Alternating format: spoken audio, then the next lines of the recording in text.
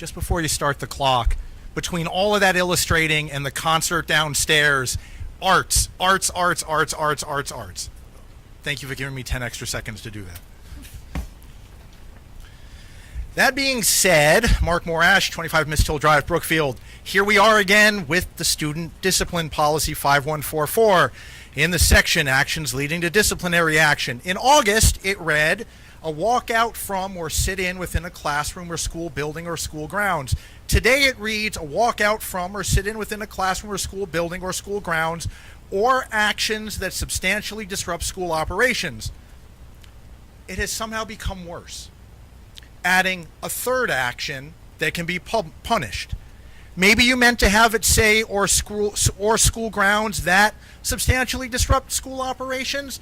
Words have meaning, but that isn't the point. First, or actions that.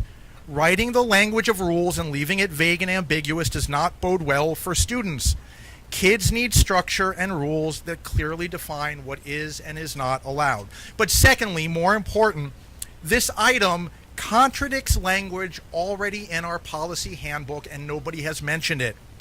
Do we look through the entire handbook, look at the holistic thing?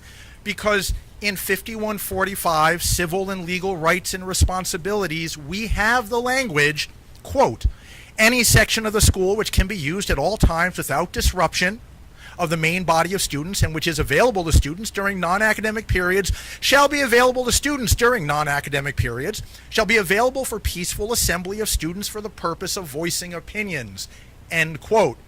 We've had this language since 2001. Do we live in a world where free speech of our kids is no longer welcome?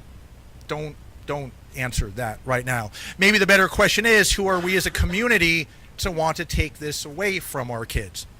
Item number 9 needs to be removed from the draft Student Discipline Policy 5144.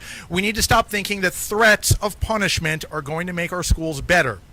In fact, beyond all of the punishment, we should be focusing on something else in that 5145, but is fairly rarely invoked. Quote, a primary task of the school is to create a stimulating learning climate which develops active involvement of students in their education and develops a spirit of inquiry. This climate is created when students work together with school staffs in such activities as planning and evaluating school programs. Civic engagement's down. There were less than a dozen people at the town annual meeting last night, and we're telling our kids not to stand up and speak up. Is our district putting 2 and 2 together and getting 5? The party thanks you for your service to their most essential command. Look, we're old. It's going to be their world. We're here to help and guide, but we need their input. We need them not being afraid to stand up and speak up when they want to, when they need to. But if we're writing policy to shut up and shut them down, we need to do better because they deserve better. Thank you. Thank you. Special Policy Committee. Yes, so we met on April 27th. Sorry, let me pull up my notes here. Where did they go? Okay, so the Policy Committee finished working through language for Policy 5144, which is the Student Discipline Policy, and 6162.51, which is the Student Privacy PPRA Policy. Both are on the consent agenda tonight for a first read. So there are a few language changes based on board member feedback after it was sent back to, both have been sent back to committee after votes in the previous year. So we took all of the feedback from previous board concerns and tried to incorporate what we could without changing what is legislatively, legally required. I just want to say the objective and the conversation in the policy committee has never been to punish free speech. It's never been to silence the students. The policy simply is there to guide what behaviors can have consequences, and that was what our discussion had centered around. The regulations are more specific on how these policies will be followed, and those will of course be decided at the building level. But as we've discussed as a board before, the process we've decided to follow is that they'll be decided upon at the building level, reviewed by the superintendent, and then brought to the by the superintendent to the board for review. So we will still be looking at the regulations. We won't necessarily be voting on them with the policy because those will be written after the policy is adopted. But the language that we had added was to essentially broaden the behavior and make sure that we weren't silencing students and we weren't punishing walkouts and things like that. Of course, since it's a first read, we are open for feedback and discussion. We want to know what you guys think about that. If someone has, interpreted what we had come up with differently, we want to know what you think. If you have something, to add right now, great. If not, and you want to think about it, let us know. The next policy meeting is May 20th. So anything you have, that's when we'll review it again. And again, doesn't mean that it has to go to the board for a second read at that point. We can continue to discuss it. So, our objective is to make sure that our students know that there are consequences for their actions. And that's really all that we're trying to accomplish with this policy.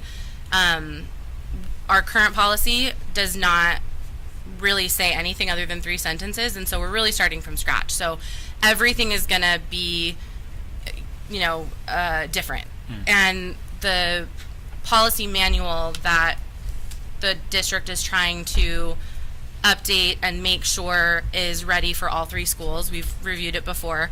That will make sure, like when we update all these policies, we will of course go through the policies as we have with prior policies, and there will be no contradictory policies. Like sometimes when we adopt a policy, it means it eliminates, I think we eliminated like 7 policies when we adopted one of the wellness policies. So those kinds of things we are always looking at and we are very mindful of. So I just wanted to make sure that I said that. Stephanie, can I just add something? Yeah, of course. Yeah.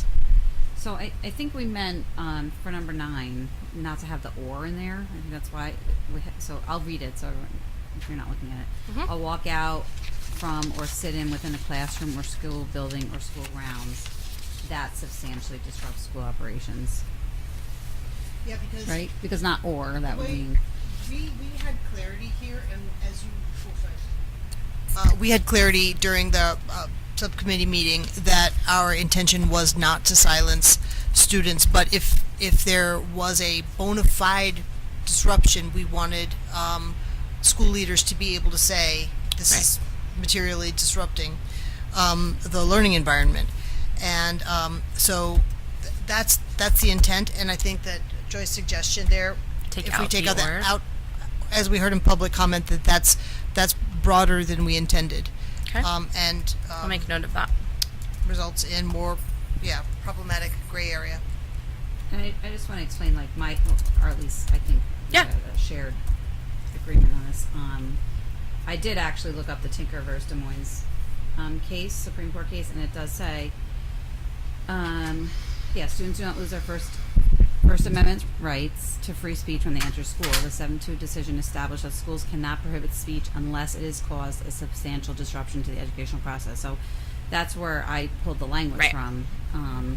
So not because before I interpreted it as you're going to get in trouble. There's going to be disciplinary action if you have a walkout or.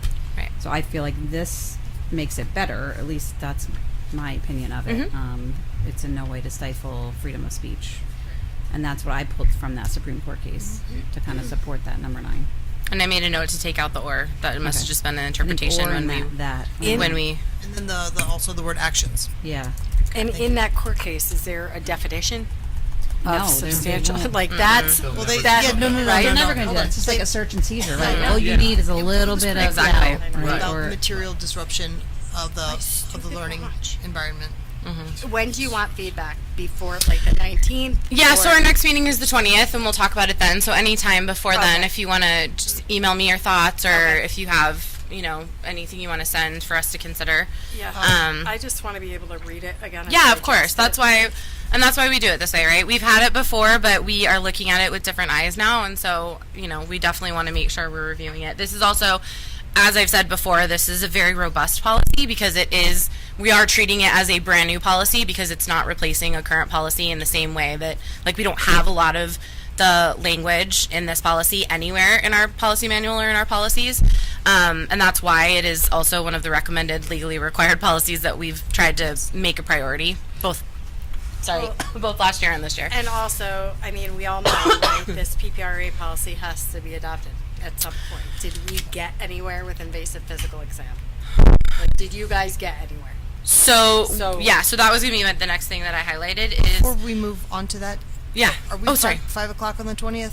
Or, because we've been moving our times a little bit because of wonky springtime schedules. So I'm just putting it in my phone for the 20th. I have it at 6 as normal time, but we Okay. can look No, at no, all right. doing earlier if we need thank to. you. I just, Yeah. before we moved on, I wanted to get clarity on that. Thank Yeah. you.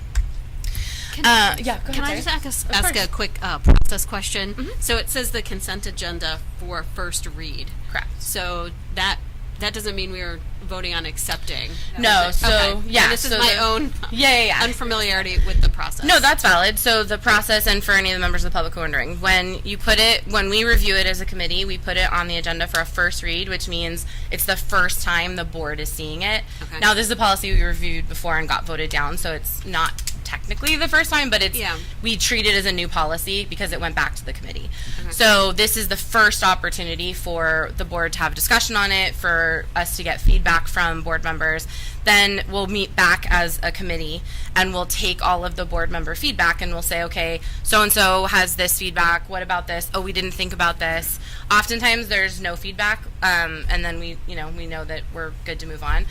Sometimes it takes multiple meetings. It doesn't necessarily have to be that we come to a conclusion at the next meeting. We can, think things through, or if something is brought to our attention, we can do more research and things like that. So Okay. when it's on the consent agenda for a final read and adoption, Okay. that's when we're actually putting it into, tonight I'm going to add, so tonight I'm going to add 2 policies that we forgot to put on and review, the wellness policy and the meal charging policy that we reviewed last month.